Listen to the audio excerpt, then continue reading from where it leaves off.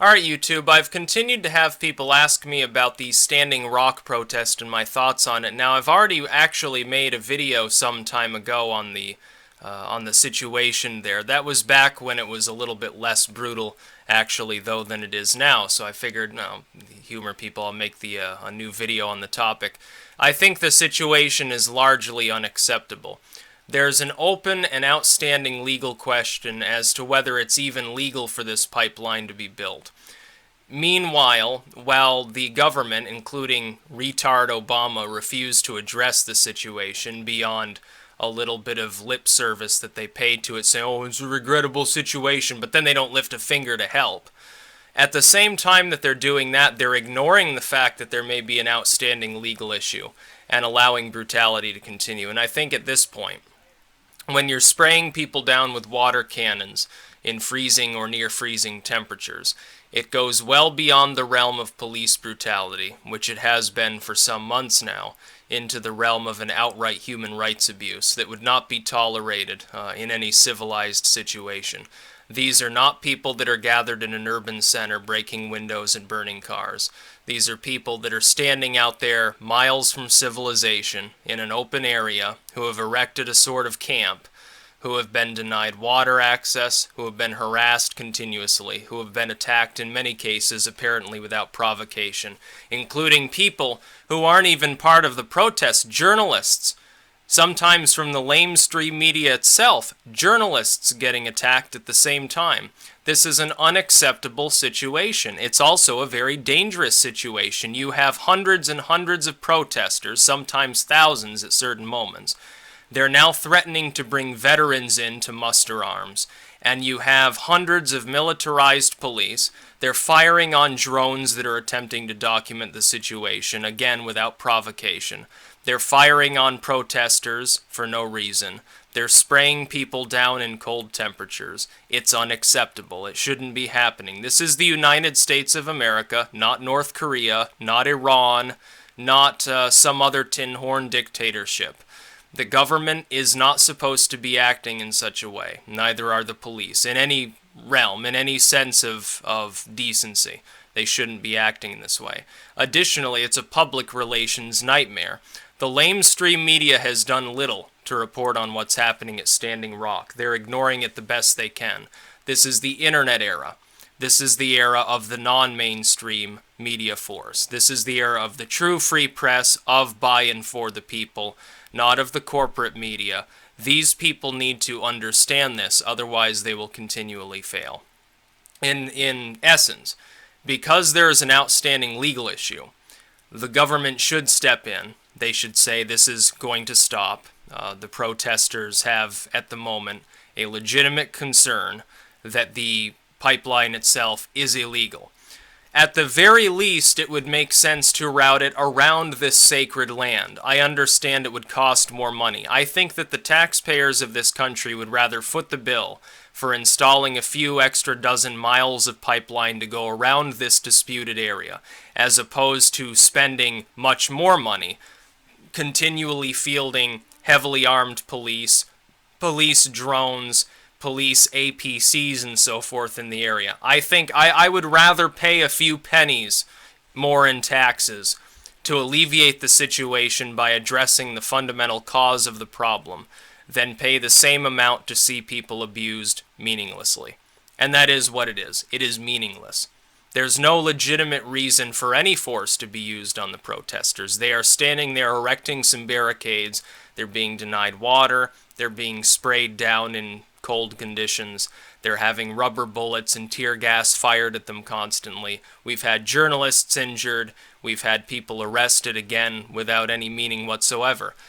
The arrests themselves, if the legal issue is if it's truly the case that an outstanding treaty or bill or anything renders the actual construction itself only dubiously legal, then none of these arrests are even legitimate. These people should be freed. It's illegitimate. A person is perfectly allowed to defend their territory, to defend their land through violent means. I think perhaps we've forgotten that fact. The fact that most of the time these protesters are literally just standing there shouting at people and holding signs.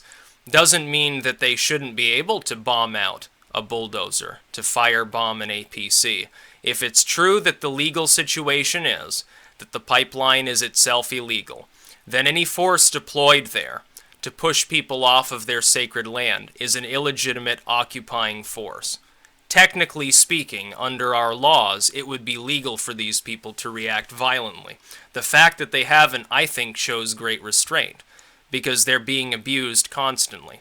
The legal question should be solved, and the government should ask itself, and Obama is doing nothing to alleviate this situation because he's a bastard, let's face it. If the government were smart, they would say to the taxpayers of the U.S., everyone's going to pay an extra penny this year, which is about how much it would cost, to go around this area rather than through it. It would be slightly less efficient, it would be slightly more expensive, but it would be far less expensive and far more efficient than what is being done now.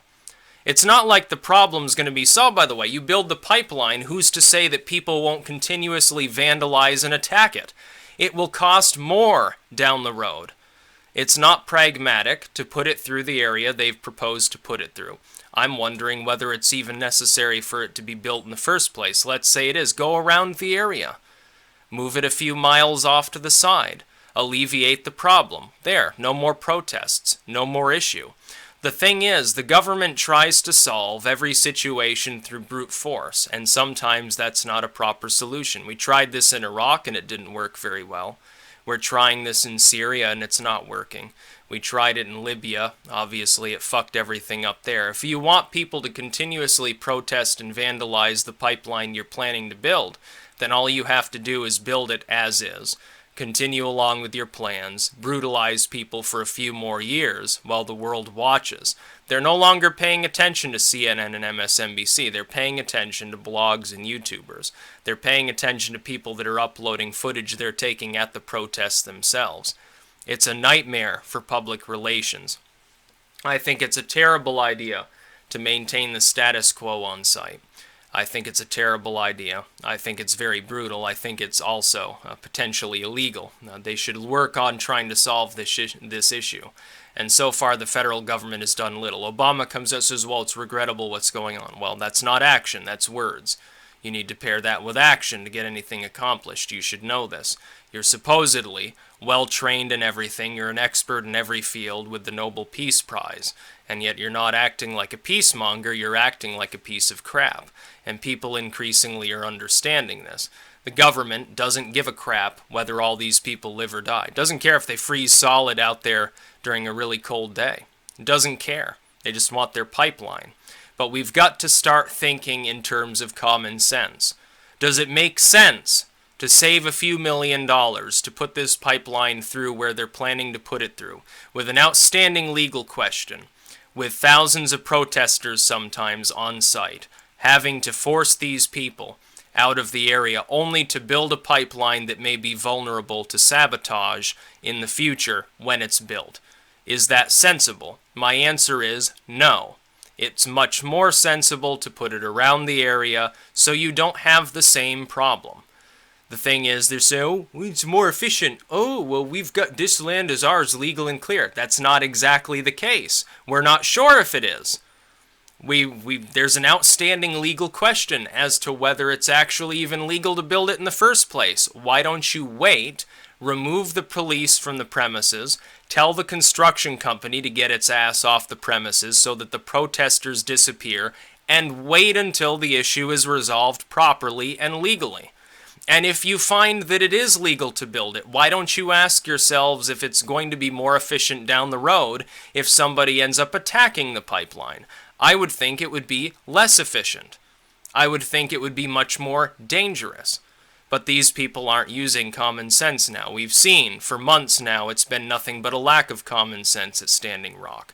The police move in, they start peppering people with rubber bullets without provocation. I would say that's police brutality, yes. They were not provoked into doing so. They were simply ordered to do so spur of the moment for apparently no reason whatsoever. Now, I can't stand with the government on such an issue. These are my fellow pagans that are apparently suffering as they try to make it clear that a treaty has given them this land to begin with, and it's actually not even legal for a pipeline to go across it. unless it's in a voluntary manner. I don't see the people backing down and volunteering their land for such an endeavor. You might think of sweetening the deal and paying the money. Maybe that would cause the protesters to go away.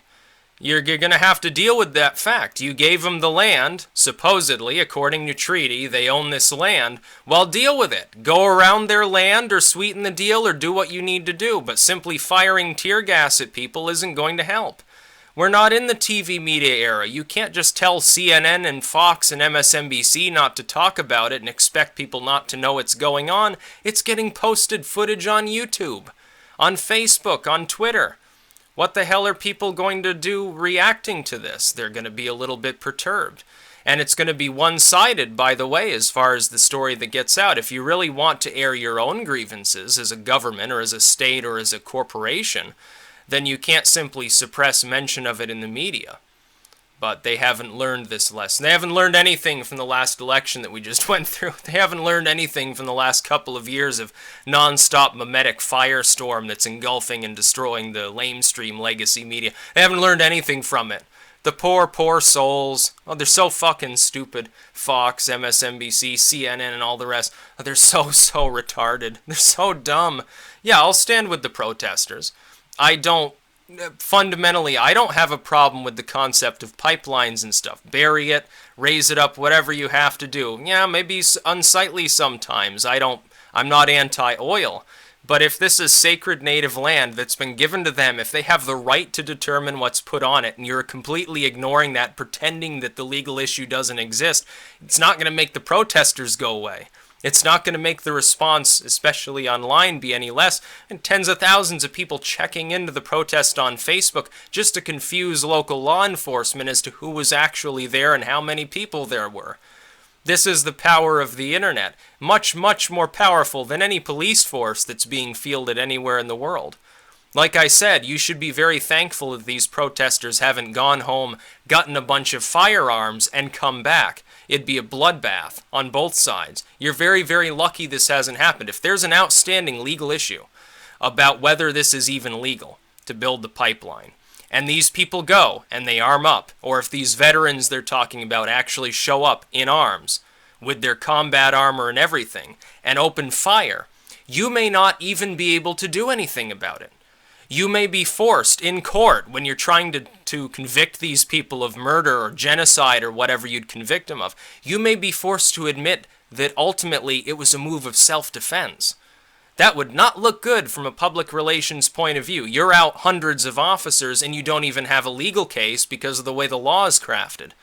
It'd kind of force you to actually go to court to justify why there was combat in the first place. It would be so much easier to go around their land or wait at least until the legal issue is resolved. So far, nobody's shown any proclivity towards doing this. Obama least of all. He mentions it in passing and then never talks about it again. Well, where's your savior of minority rights? Where's your savior of people who aren't Caucasian? Where's your first black president / Nobel Peace Prize winner now? He's nowhere to be found. He's not going to touch the issue. He doesn't give a crap. He's outgoing. He doesn't care if these people die. He doesn't care if they freeze to death, get hypothermia from a water can. He doesn't give a fuck. He doesn't care about you. He doesn't care about any of you. That's the problem with Obama. You think that he's some sort of fucking messiah. No, he's not. He's just a warmonger. He's just a neoliberal. He's just as much in bed with Goldman Sachs as any John McCain in the world. You're just too dumb to realize it. That's about all. Peace out.